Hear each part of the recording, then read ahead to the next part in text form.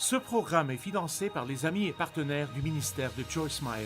Dès que vous déclarez que vous allez marcher avec Dieu, le diable viendra après vous. Je ne vais pas vous dire que si vous recevez Christ ce soir, tous vos problèmes seront finis. Certains sont terminés, mais d'autres vont commencer. Donc pourquoi est-ce que je voudrais recevoir Jésus? Parce que votre pire jour avec lui sera meilleur que votre meilleur jour sans lui.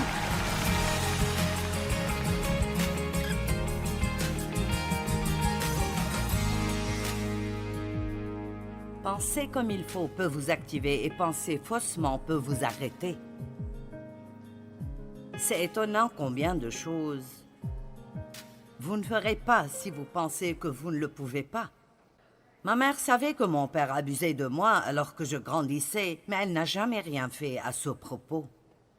Et 30 ans après que j'ai quitté la maison, elle a finalement trouvé le courage de me dire « Je suis désolée pour ce que ton père t'a fait. Je ne pensais pas que je pourrais faire face au scandale, ni pouvoir m'occuper de toi et de ton frère. » Donc, sa pensée erronée, son état d'esprit erroné a détruit beaucoup de vies.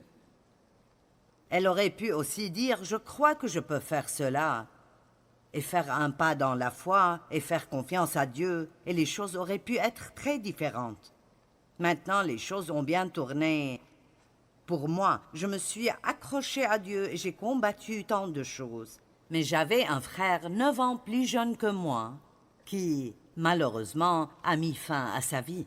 Et les choses auraient pu être très différentes pour lui, mais il n'a jamais dépassé cela et il a fini par prendre de la drogue quand il avait 17 ans et il n'a jamais pu s'en libérer. Donc c'est très important que nous réalisions combien nos pensées affectent nos actions, nos attitudes et nos émotions. Elles sont littéralement le précurseur de tout ce que nous faisons et tout ce que nous ne faisons pas. Maintenant, cet enseignement est pris de l'histoire des Israélites. Et la Bible le dit clairement dans Deutéronome chapitre 1 verset 2. Il y a seulement un voyage de 11 jours depuis Horeb par le chemin de la montagne de Séhir jusqu'à Kadès Barnéa, à la frontière de Canaan. Pourtant, il leur a fallu 40 ans. Pourquoi faudrait-il 40 ans pour que quelqu'un fasse un trajet de 11 jours? Est-ce que vous sentez que vous tournez autour de la même montagne depuis trop longtemps? Dans le verset 6 de ce même chapitre, Dieu a en fait parlé à travers Moïse et a dit « Vous avez assez demeuré dans cette montagne. » Et donc je veux dire à certains d'entre vous, vous êtes restés assez longtemps au même endroit. Vous vous apitoyez sur vous-même depuis trop longtemps. Vous blâmez quelqu'un d'autre depuis trop longtemps. Vous vous plaignez depuis trop longtemps. Allez, il faut faire des changements.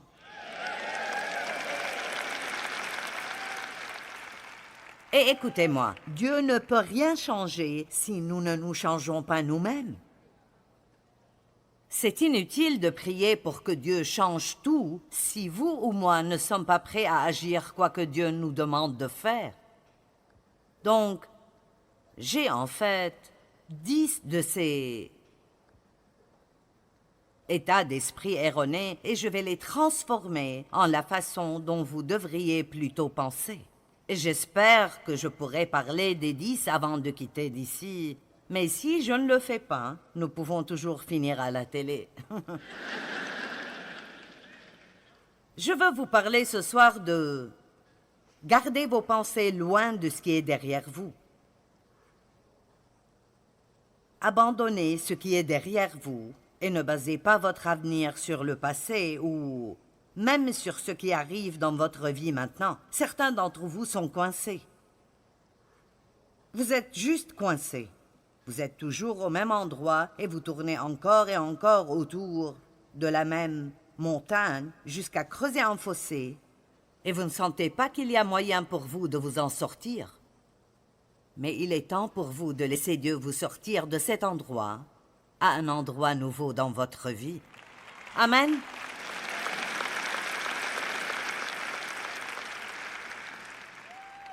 La Bible dit que Dieu a appelé les Israélites hors d'Égypte pour les faire entrer dans la terre promise.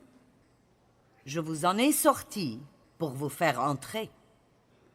Dieu vous a sorti de quelque part pour vous faire entrer autre part de meilleur. Mais vous savez, vous devez abandonner les choses anciennes pour prendre les nouvelles en main. Amen. Parfois, nous sentons que nous sommes tirés dans deux directions parce que Dieu nous pousse vers l'avant et nous nous accrochons à ce qui est ici. Vous devez toujours abandonner quelque chose pour en obtenir une autre. Amen. Vous devez toujours laisser quelque chose pour arriver quelque part. Mais l'essentiel à propos de Dieu est que il sait ce qu'il fait, bien sûr, mais ce n'est pas très facile parce qu'il vous appelle hors de quelque chose avant de vous montrer où vous entrerez. Et donc la peur vient. Comme il a dit à Abraham, « Va-t'en de ton pays, dans le pays que je te montrerai. » Quelqu'un d'entre vous est comme ça maintenant? Vous avez abandonné une chose et maintenant vous sentez que vous êtes totalement confus et vous ne savez pas ce qui suit ou ce que vous allez faire? Vous savez quoi? Vous n'avez pas besoin de savoir parce que Dieu sait. Et tout ce qu'il veut entendre de notre part est « Je te fais confiance ». Pas « Pourquoi, Dieu, pourquoi ?» mais « Je te fais confiance ». Maintenant, notre pensée a beaucoup à voir avec combien nous sortons rapidement d'Égypte à travers le désert à la terre promise. Vous savez ce qu'est la terre promise? Je ne sais pas pour vous, mais après plusieurs années à l'église, je suis devenue si fatiguée d'entendre parler des promesses, mais de ne jamais sentir que je les possède vraiment. J'entendais parler de la liberté, mais je n'étais pas libre. J'entendais dire que Dieu voulait me bénir, mais financièrement, nous avions juste le strict nécessaire. Il ne nous restait rien. J'entendais parler de toutes ces choses et je les croyais ou je pensais que je les croyais, mais elles ne semblaient jamais arriver dans ma vie. Est-ce que quelqu'un ressent cela? Soyez honnête, vous êtes fatigué de toutes ces choses dont on parle à l'église.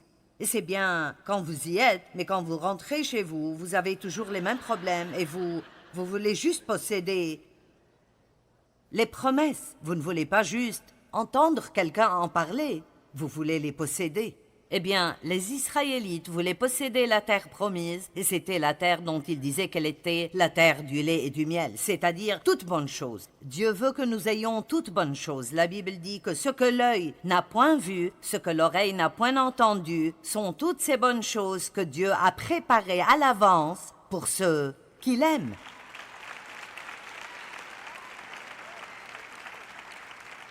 Mais ce qui est intéressant à propos du mot « posséder » que les Israélites ne comprenaient pas, et je ne pense pas que nous le comprenions vraiment, le mot « posséder » veut en fait dire de déposséder les occupants actuels.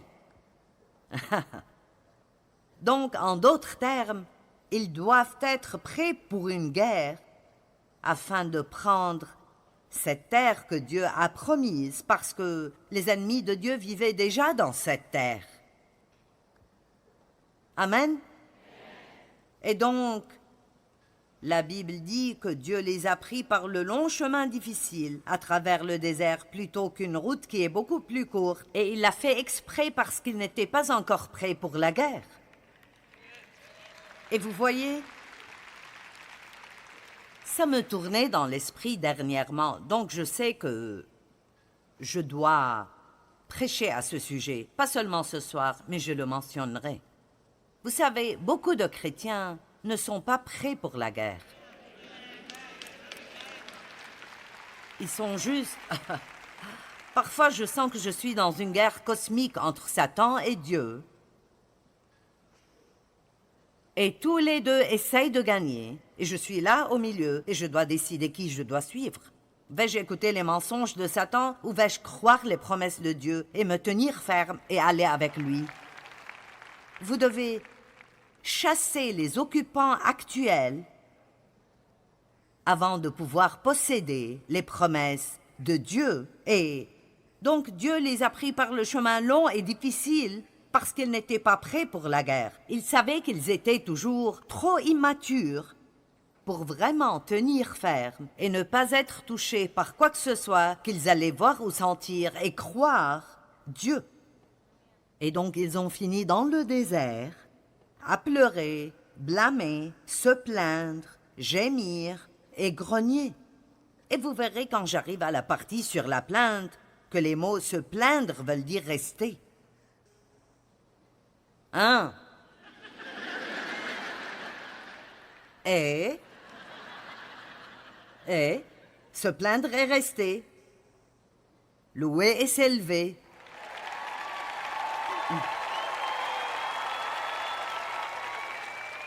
C'est ma propre citation spéciale. Plus nous nous plaignons, plus nous restons là où nous sommes.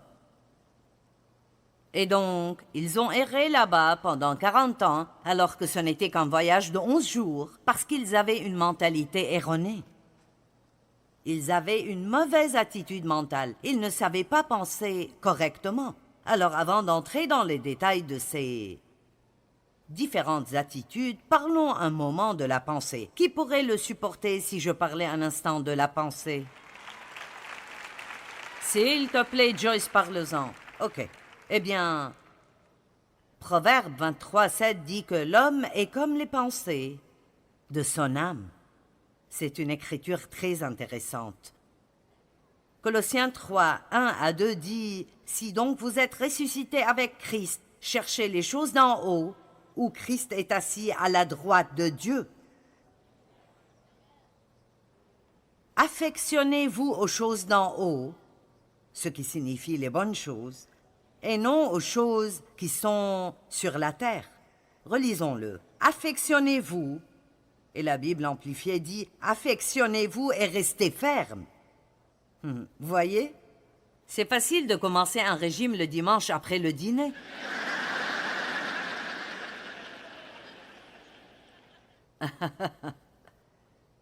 Mais le problème commence le mardi, quand vous voulez manger tout sur la table puis manger la table.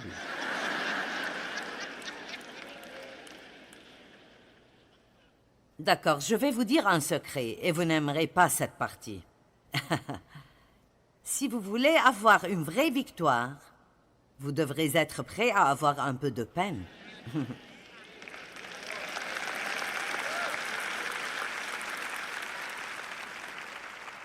Les Israélites ne voulaient pas souffrir et nous ne voulons pas souffrir, donc le diable nous donne 9 façons différentes de sortir de notre souffrance. Et même si c'est juste de se plaindre, vous savez, si vous traversez quelque chose et vous gardez la bouche fermée à ce sujet et vous en parlez à Dieu, sans murmure ni plainte, c'est difficile.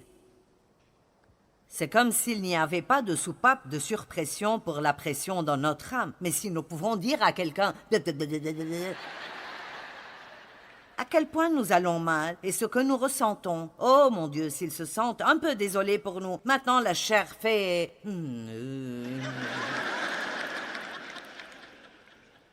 Vous prenez votre dose puis vous tournez une nouvelle fois autour de la même montagne. Si vous êtes d'accord, c'est difficile quand vous êtes blessé de dire « Dieu, je veux juste passer à travers tout ça et en finir. Et donc je vais juste en parler à toi, sans grogner ni me plaindre. Il y a toutes sortes de souffrances, mais je suis très inquiète parce qu'il me semble, et bien sûr ce n'est pas tout le monde, vous êtes nombreux à être très forts, et vous restez ferme et vous ne reculez pas. Et vous êtes des chrétiens matures, mais nous savons tous que la majorité des chrétiens ne sont pas comme ça. Et je pense que les gens deviennent de plus en plus faibles Et ils ne peuvent tout simplement pas supporter beaucoup avant d'être prêts à abandonner. Et si tu ne le fais pas aujourd'hui, Dieu, alors je me tire d'ici. Je ne peux pas supporter plus. Tout est trop difficile. Nous devons comprendre que vous devez être prêts pour la guerre.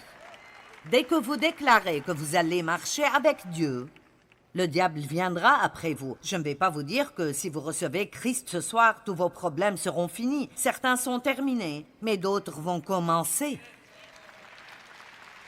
Donc pourquoi est-ce que je voudrais recevoir Jésus? Parce que votre pire jour avec lui sera meilleur que votre meilleur jour sans lui.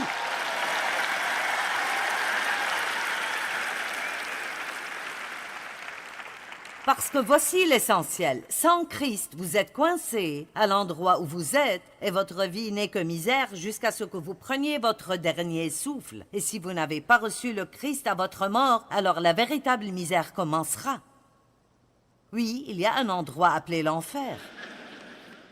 Nous n'en parlons pas assez non plus. Je ne peux pas rester là à regarder les gens aller en enfer.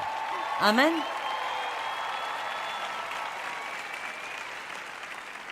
Et de temps en temps, un bon message sur le feu de l'enfer et le soufre, comme il l'appelait, serait bon pour nous. Amen. Je veux dire que, qu'est-ce que les gens pensent qu'ils font? Le temps que vous avez ici sur Terre n'est absolument rien. C'est comme un grain de sable sur toutes les plages du monde par rapport à une éternité. Et nous devons passer notre temps ici à nous préparer pour l'éternité.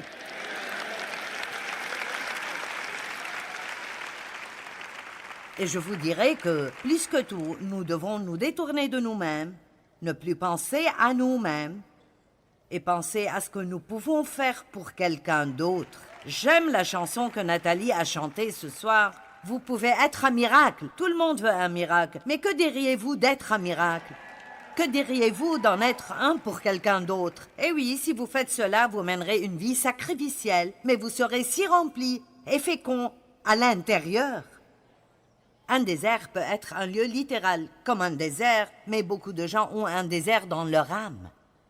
Tout est sec et stérile et peu importe ce qu'ils font, même les gens, il y a beaucoup de chrétiens malheureux. Et vraiment, c'est un oxymoron. Les chrétiens devraient être les personnes les plus heureuses du monde, et pourtant ils ne le sont pas. Et c'est parce que nous oublions vraiment que l'ennemi nous poursuit tout le temps. Il ne va pas gagner. Le but pour lequel Jésus est venu est de détruire les œuvres du méchant. Nous avons déjà la victoire, mais nous allons devoir défendre notre position et nous sommes plus que conquérants grâce à Jésus qui nous aime.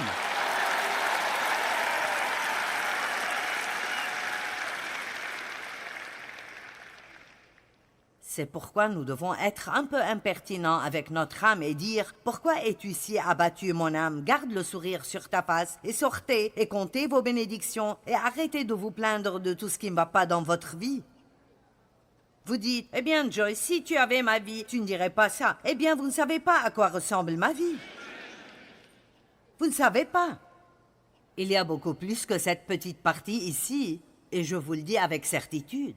Et si vous pensez que le diable vous poursuit, vous devez essayer de prêcher ce genre de choses. Alors vous devez vous décider. Je persévère jusqu'à avoir la victoire. Je ne vais pas abandonner, je ne vais pas abandonner. Par la grâce de Dieu, je vais être ce que Dieu veut que je sois, faire ce qu'il veut que je fasse et avoir ce qu'il veut que je possède.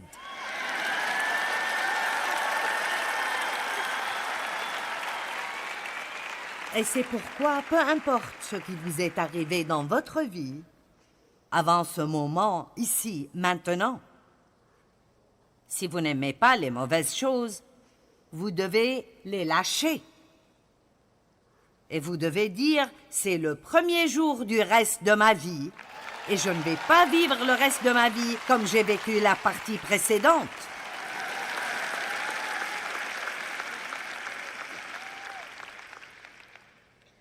Les mentalités sont une chose intéressante. Nous nous amenons parfois nous-mêmes une mauvaise journée.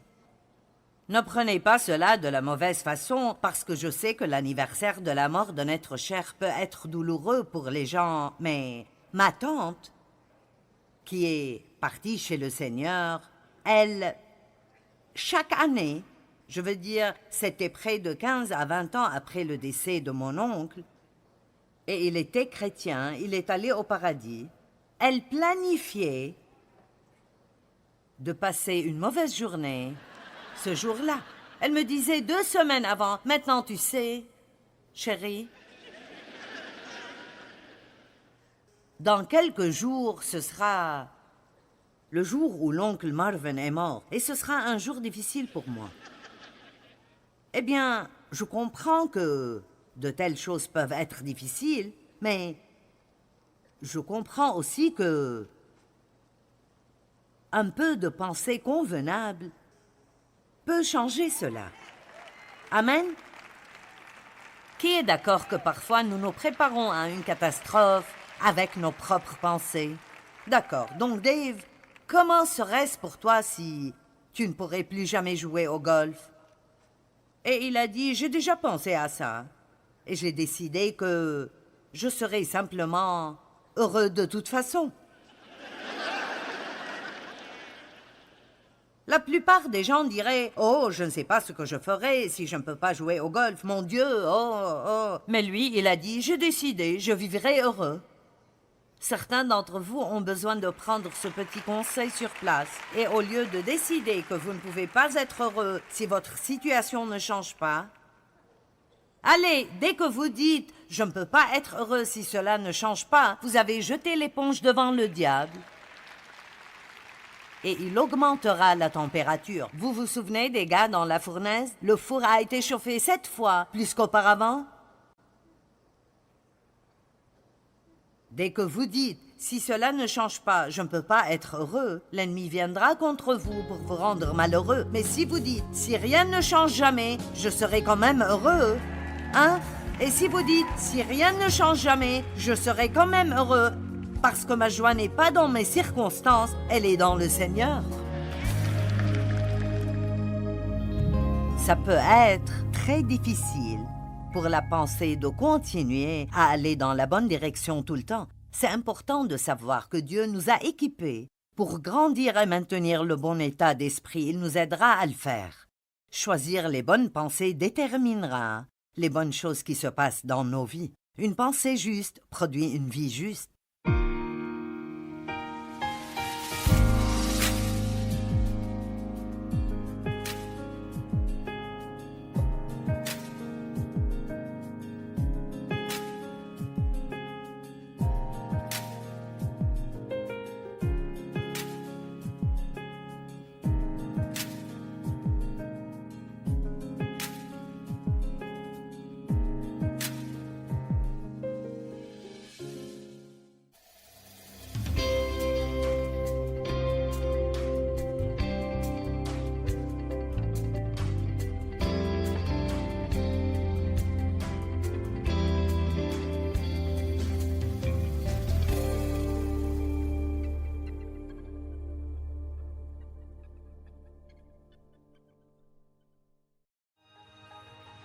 Ce programme est financé par les amis et partenaires du ministère de Joyce Meyer. Vous devez commencer à penser et dire la bonne chose avant que la bonne chose ne vous arrive.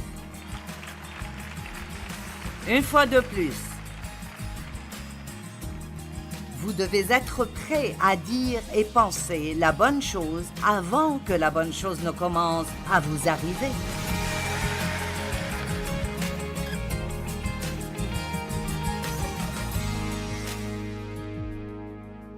Les Israélites n'avaient pas une très bonne attitude. Donc, parlons une minute à propos de certaines des mauvaises pensées et des attitudes qu'ils avaient. La première dont je veux parler est celle qui dit que mon avenir est basé sur mon passé et mon présent. Mauvaise façon de penser. Mon avenir est basé sur mon passé et mon présent. Les gens ne peuvent pas voir plus loin que là où ils sont. Vous devez pouvoir voir avec les yeux de la foi. Vous devez voir les choses dans votre cœur que vous ne pouvez pas encore voir avec vos yeux naturels. Et vous ne les voyez pas dans vos circonstances, mais vous les voyez dans votre cœur. La Bible dit que Jésus n'a pas jugé d'après ce qu'il voit, ni d'après ce qu'il entend. Ésaïe 11:3. Il n'a pas pris de décision d'après ce qu'il a vu, mais en se basant sur les promesses de Dieu et ce qui était dans son cœur.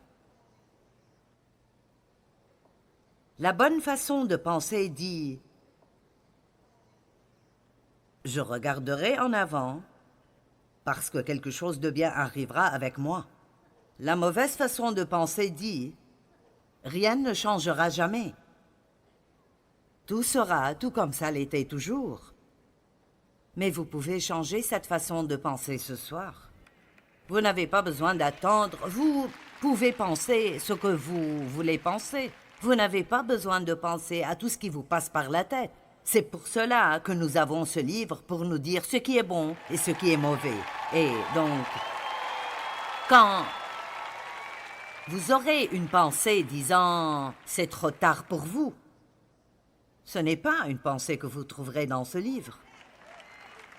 Ou la prochaine fois où vous avez la pensée « tu n'es pas bon », tout ce que tu es n'est qu'un désastre, tu ne fais jamais rien comme il faut, eh bien c'est un mensonge.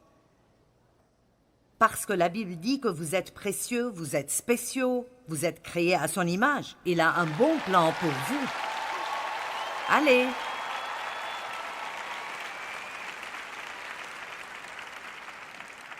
Le diable dit « vous n'aurez jamais rien ». Chaque fois que vous avez $1, quelque chose le prend.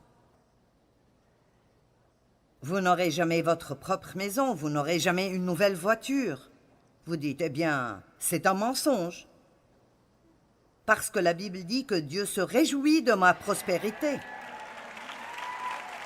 Amen. Et vous devez commencer à penser et à dire les bonnes choses avant que les bonnes choses ne vous arrivent. Je vais répéter ça. Vous devez commencer à penser et dire la bonne chose avant que la bonne chose ne vous arrive.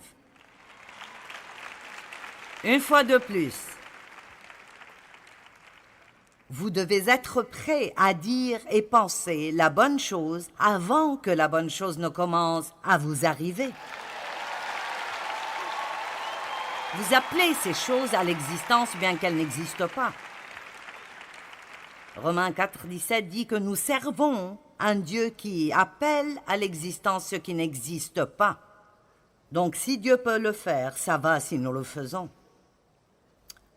J'aime ce que David a dit dans le psaume 27. « Oh, si je n'avais pas l'assurance d'expérimenter la bonté de l'Éternel au pays des vivants. » Je suis heureuse qu'ils ne disent pas « Oh, si je n'avais pas cru que je verrais de bonnes choses arriver quand j'irai au ciel. » Nous allons voir de bonnes choses quand nous irons au ciel, mais nous n'avons pas à attendre jusqu'alors. Il a dit « J'ai l'assurance d'expérimenter la bonté de l'Éternel au pays des vivants. » Je vais voir de bonnes choses alors que je vis toujours. Je vais voir mes enfants avoir une bonne vie et je pourrai les regarder en jouir.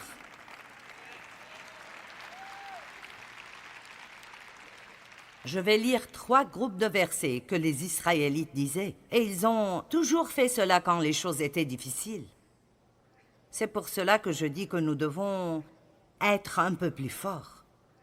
Nous devons être prêts pour les temps difficiles et ne pas nous décourager quand les choses ne vont pas comme nous voudrions qu'elles aillent. J'ai entendu quelqu'un dire qu'aujourd'hui, si un adolescent est insulté par une autre personne à l'école, il pense qu'il est harcelé. Maintenant, il y a du véritable harcèlement qui arrive et c'est mauvais, mais à chaque fois que quelqu'un vous vexe, il y avait des gens à l'école qui ne m'aimaient pas. Il y avait des gens qui parlaient de moi. J'ai survécu. Allez!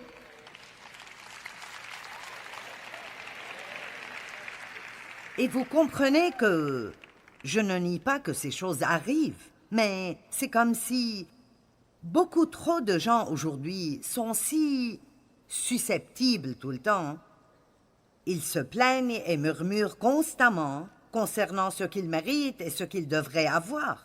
Mais voici l'essentiel. Nous méritons de mourir et d'aller en enfer. Nous ne méritons rien sans la grâce et la miséricorde de Dieu.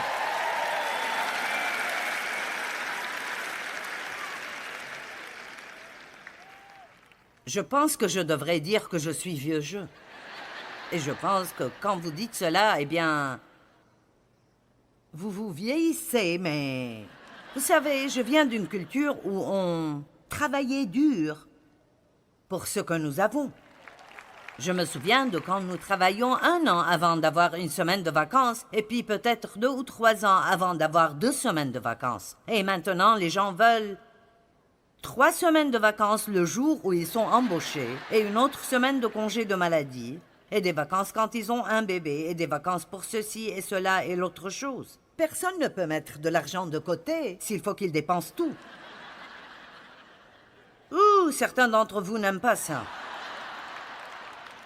Faites attention, en tant que croyants, nous ne devons pas être pris par cette culture de penser que nous méritons tout et que tout devrait nous être donné et le gouvernement doit faire ceci pour moi et il doit faire cela pour moi. Puis-je vous dire un secret? Pour que le gouvernement vous donne quoi que ce soit, il doit le prendre de quelqu'un d'autre.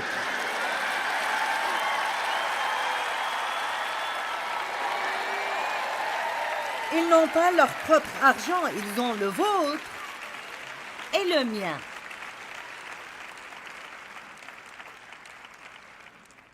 Wouhou!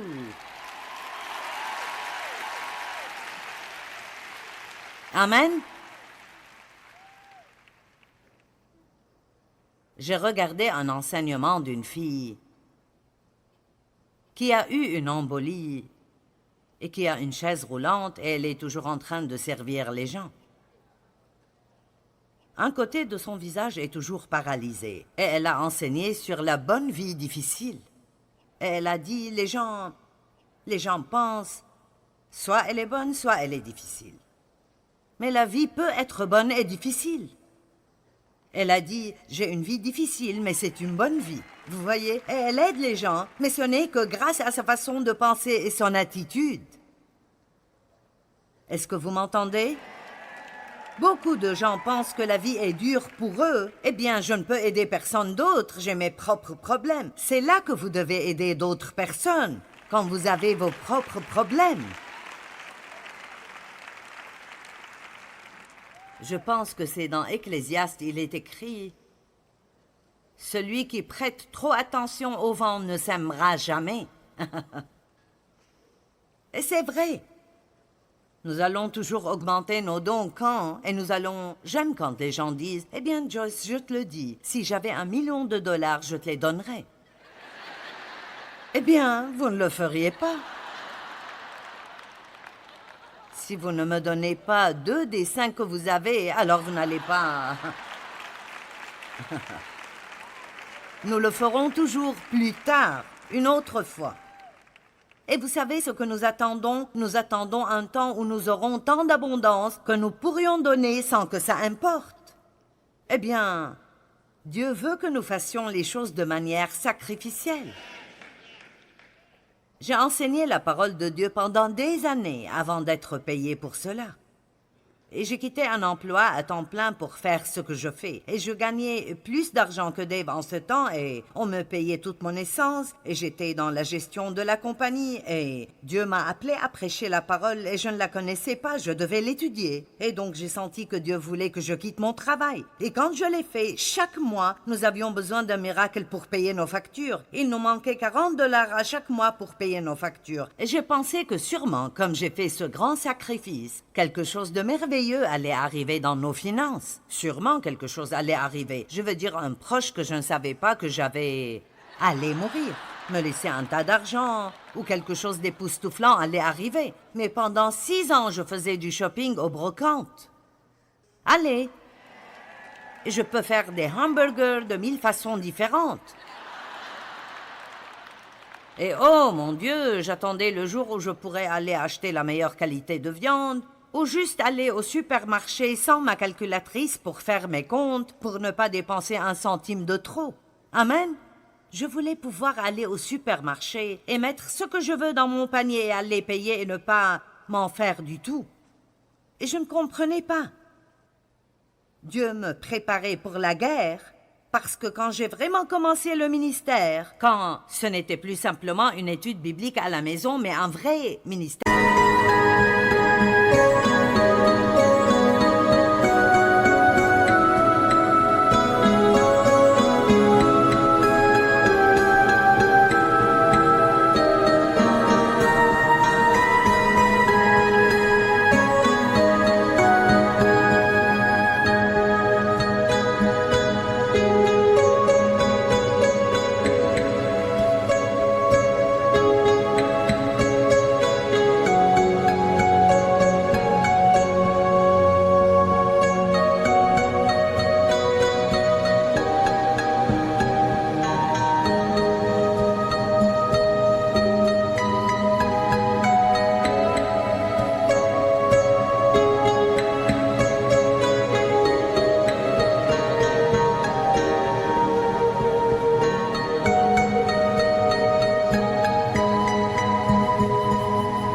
Public, nouveau niveau, nouveau démon.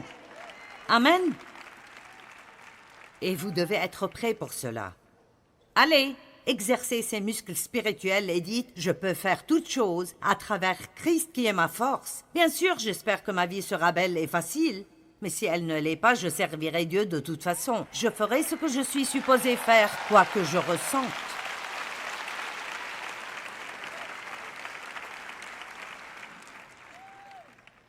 Donc, l'attitude des Israélites. Je n'avance pas beaucoup dans mon sujet, n'est-ce pas? Nombre 14:2. Tous les Israélites critiquèrent Moïse et Aaron, et toute la communauté leur dit « Si seulement nous étions morts en Égypte, ou du moins dans ce désert. » Remarquez combien de fois ils ont dit qu'ils auraient aimé être morts. Si seulement nous étions morts. Nous avons tous ces problèmes, ce serait mieux d'être morts. Pourquoi l'Éternel veut-il nous mener dans ce pays-là où nous tomberons par l'épée, où nos femmes et nos enfants deviendront une proie? Ce serait mieux de retourner en Égypte. Dès que les choses étaient devenues difficiles, ils ont voulu retourner. Combien de personnes acceptent Christ? Ou au moins, c'est ce qu'ils semblent faire, parce qu'ils pensent qu'il résoudra leurs problèmes. Et quand la vie devient un peu dure, ils retournent à la même vie qu'ils vivaient avant. Ce n'est pas ce que vous voulez faire. Vous devez vous tenir ferme jusqu'à ce que vous sortiez de ces endroits sombres dans la lumière et dans la victoire.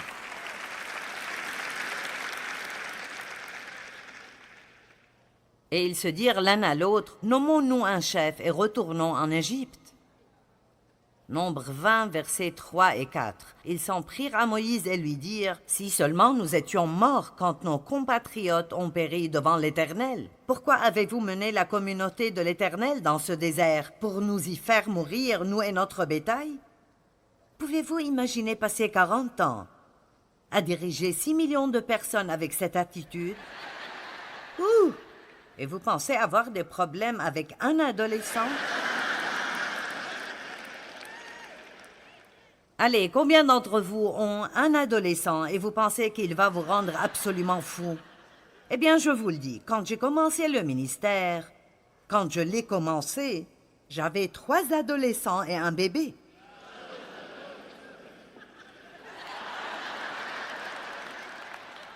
Oui, ouh. Maintenant, ce petit bébé que je mettais sur mes genoux partout où j'allais est le directeur de tous nos ministères ici.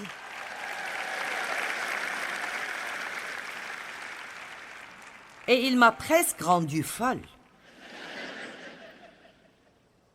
Les Israélites quittèrent la montagne de Hor par la route de la mer des roseaux pour contourner le pays d'Édom. En cours de route, le peuple se découragea.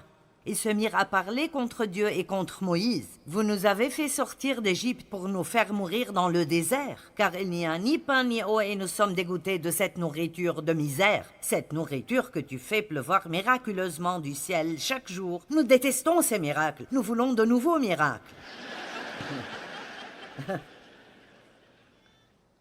Nous nous fatiguons même des miracles, n'est-ce pas?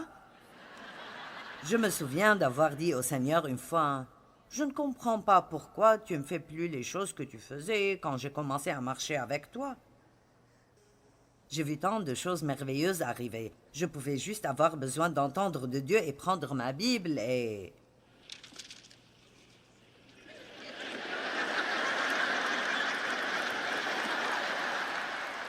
Et je recevais les réponses les plus merveilleuses, et même Dave était impressionné de temps en temps. Mais ceci ne dure pas pour toujours. Qu'est-ce qui arrive si vous dites « Dieu, j'ai besoin que tu me montres ce qui ne va pas. » « Malheur à toi, misérable pécheur. » Oh, attendez.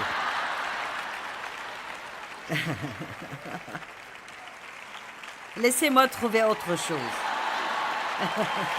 Combien d'entre vous font ça? Vous faites... Allez, je veux vous le demander. Que voyez-vous? Que voyez-vous pour votre vie?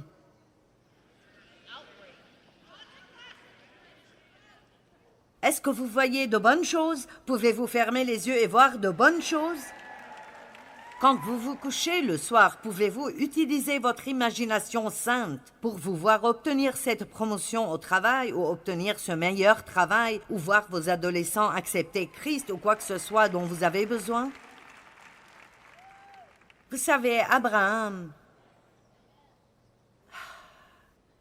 avait un problème avec son neveu Lot. Et tous les deux sont devenus si prospères que il n'y avait plus assez d'herbe pour tout le bétail.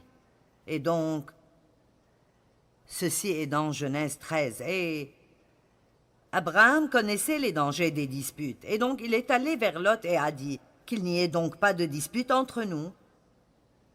Choisis la partie de la vallée qui te convient et je prendrai ce qui reste. Maintenant, combien de personnes feraient cela? Parce qu'en fait, il n'était même pas obligé de prendre Lot avec lui quand Dieu l'a envoyé. Et il l'a inclus par la miséricorde.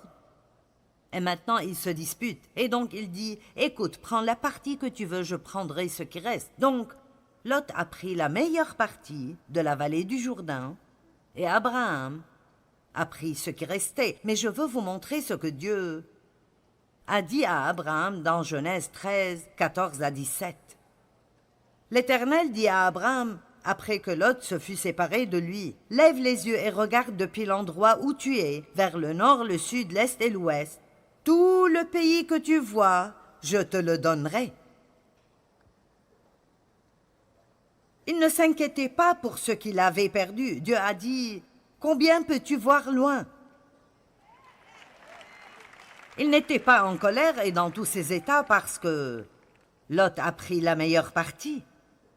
Il savait que s'il se comportait tout comme Dieu voulait qu'il se comporte, il importait peu ce que quiconque pouvait lui prendre, Dieu lui rendrait toujours plus.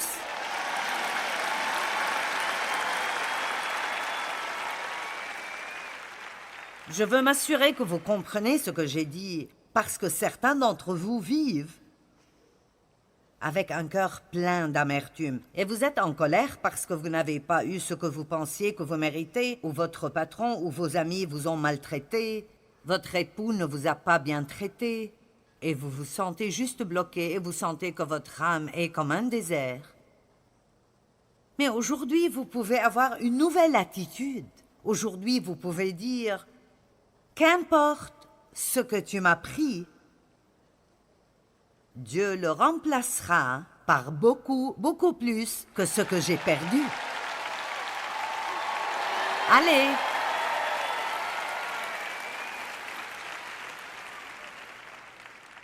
Et puis Dieu vous dira, que pouvez-vous voir? Tout ce que vous voyez, je vous le donne.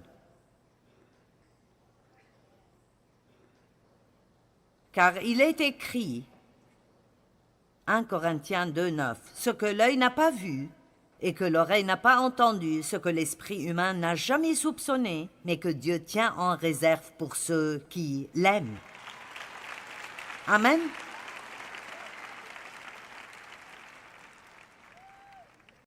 Et puis un dernier verset, 1 Corinthiens 2,9. Je veux dire Éphésiens 2,10. J'aime ceci. Nous sommes créés pour de bonnes œuvres et une bonne vie que Dieu a préparée à l'avance. Il est écrit, car nous sommes son ouvrage par Jésus-Christ, créés et régénérés par lui pour une vie riche d'œuvres bonnes qu'il a préparées à l'avance pour nous, des chemins qu'il a préparés afin que nous les accomplissions et que nous vivions la bonne vie qu'il a préparée à l'avance pour que nous la vivions.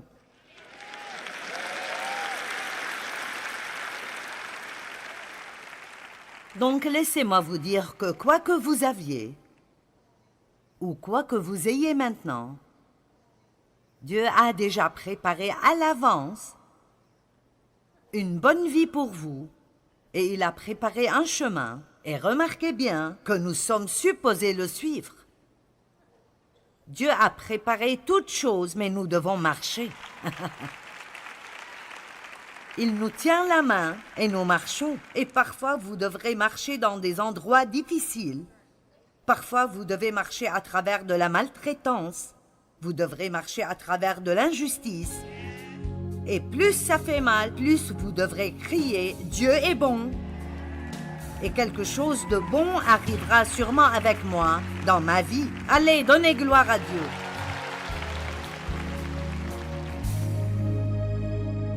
Ça peut être très difficile pour la pensée de continuer à aller dans la bonne direction tout le temps. C'est important de savoir que Dieu nous a équipés pour grandir et maintenir le bon état d'esprit. Il nous aidera à le faire.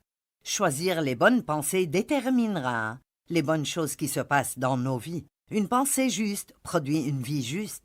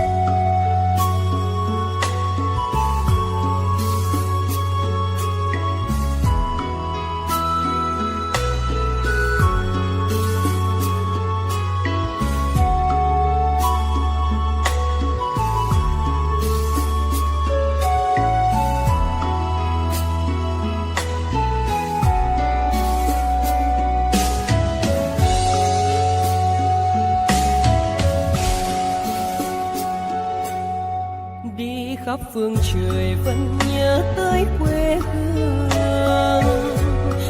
Người về đây thăm làng trù quê mẹ và làng sen quê cha, giúp động bồi hồi người rơi giọt lệ, thương mái nhà tranh thương đất mẹ